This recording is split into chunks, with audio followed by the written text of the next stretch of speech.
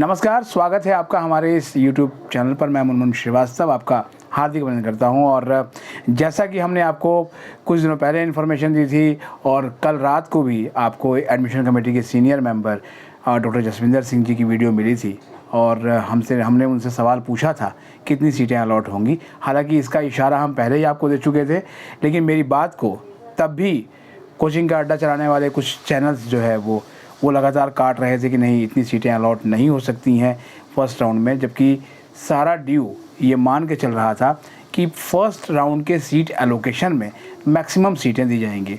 और आज मंगलवार का जो दिन है वो बिल्कुल शुभ मंगल रहा ज़्यादातर एडमिशन एस्पिरेंट्स के लिए।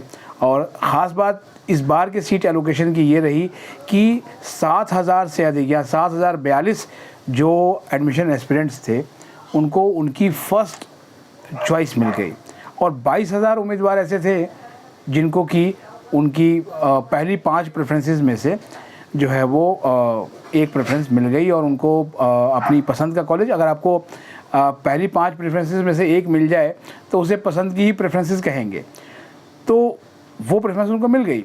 अब आप ये सोच रहे होंगे कि आखिर ये फर्स्ट राउंड में इतनी बम्पर सीट अलॉटमेंट क्यों हो गई। तो इसके लिए आपको 1 महीना पहले जाना पड़ेगा।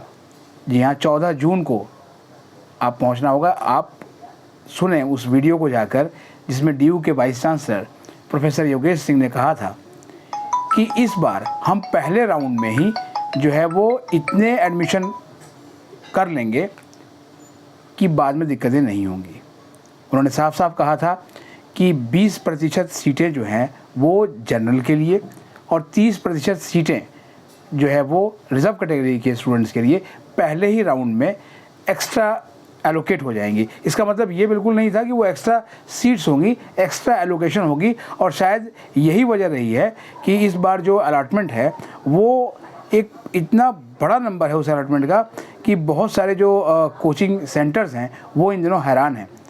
मैं अभी रास्ते में उनकी वीडियो सुनता हुआ आ रहा था, एक चुनाव प्रचार में था, इसी वजह से आपको थोड़ा सा देर शाम आपसे रूबरू हो पाया कि इतनी सीटें कैसे डीयू अलॉट कर सकता है। एक मैडम को मैं सुन रहा था, वो तो कह रही थी कि इतनी सीटें कैसे अलॉट की जा सकती हैं, लेकिन डीयू ने ये कर दिखाया है। और इसके लिए डीयू के जो एडमिशन ब्रांच है उसको बधाई दी जानी चाहिए कि वो कल रात तक इस पर मेहनत कर रहा था। और आपको डॉक्टर जसविंदर सिंह जी ने कहा भी था कि हो सकता है कल सुबह 10 बजे के बाद ही आपको सीट का एलोकेशन देखने को मिले। और 85,853 हुए हैं। और ज़रा याद कीजिए कि डीयू में सीटें कितनी हैं। डीयू में सीटें जब बताई गई थी 71,000 बताई गई थी।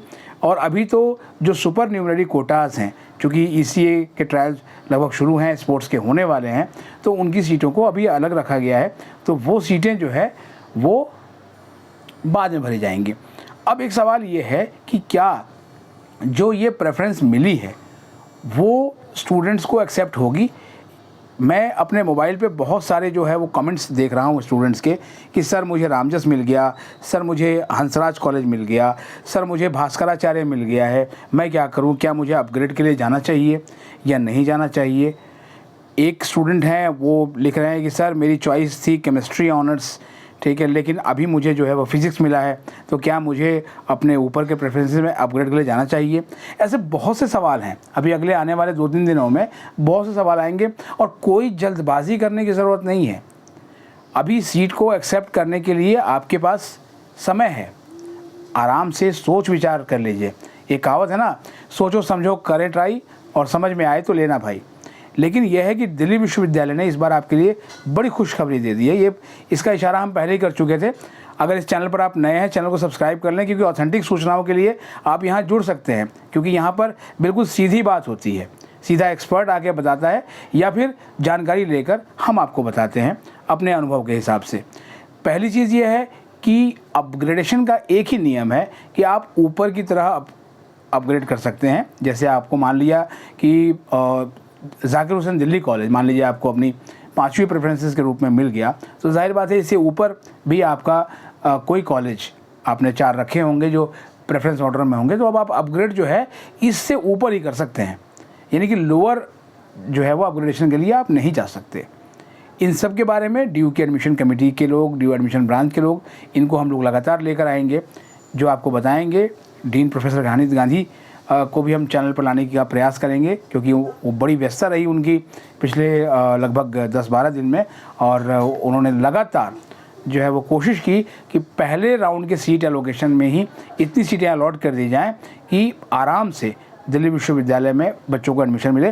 क्योंकि इस बारे में बार बार कहा जा रहा था कि ड्यू में एडमिशन में देरी को लेकर बहुत से स्टूडेंट प्राइवेट यूनिवर्सिटीज़ को चले गए हैं, और इसमें सच्चाई भी है। इस बात को डीयू की एडमिशन कमेटी के सीनियर मेंबर और खालसा कॉलेज के प्रिंसिपल प्रोफेसर जसविंदर सिंह ने माना भी था कि हाँ, दिल्ली के आसपास बहुत से जगहों पर एडमिशन बहुत पहले शुरू हो गए थे और स्टूडेंट्स चले गए हैं।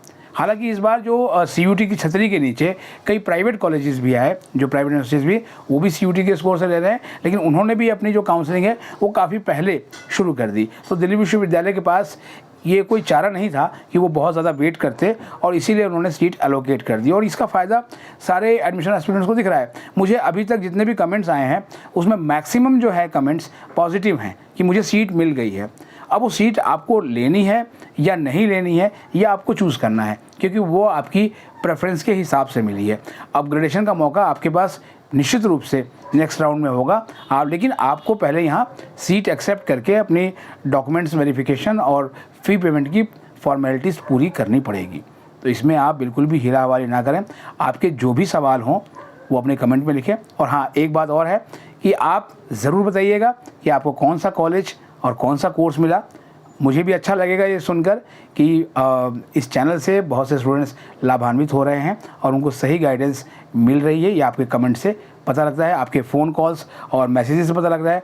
आज मेरा व्हाट्सएप बिल्कुल भर गया है, क्योंकि इतने मैसेजेस आए हैं कि चुनाव प्रचार में होने की वजह से मैं उन मैसेजेस को समय पर नहीं देख पाया। फ़िलहाल के लिए इतना ही।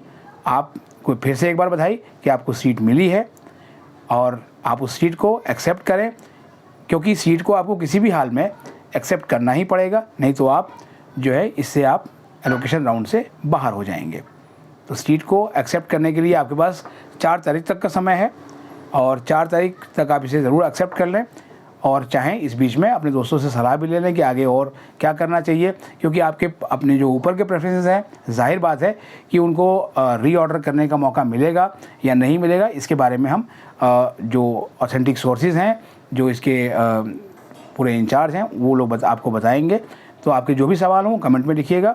आपको एक बार फिर से मेरी ओर से बहुत बहुत शुभकामनाएं, और ड्यू में आपका स्वागत है। मिलते हैं एक और एपिसोड के साथ, तब तक के लिए नमस्कार।